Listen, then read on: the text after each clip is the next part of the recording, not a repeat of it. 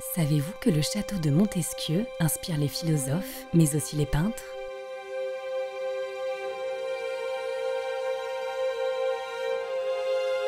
Dès le début de sa carrière, au milieu du XIXe siècle, le peintre Stanislas Gorin est soutenu par la famille Montesquieu, dont il est proche depuis l'enfance et pour laquelle il réalise des aquarelles du château de la Brède. C'est avec Charles de Montesquieu qu'il voyage dans les Pyrénées, en Espagne, puis en Angleterre, où il rencontre plusieurs aquarellistes de renom. Élu à l'Académie de Bordeaux en 1850, il expose plusieurs fois au Salon de Paris.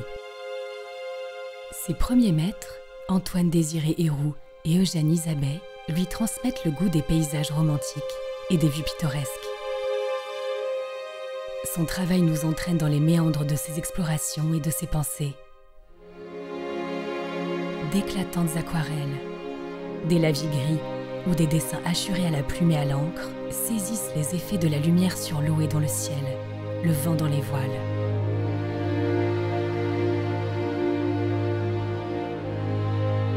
Gorin ajoute à sa signature le motif d'une encre sur le S de son prénom.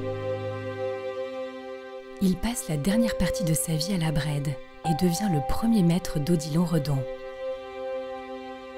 Le célèbre peintre symboliste a témoigné à plusieurs reprises de sa gratitude envers ce grand pédagogue à la fois rigoureux et encourageant.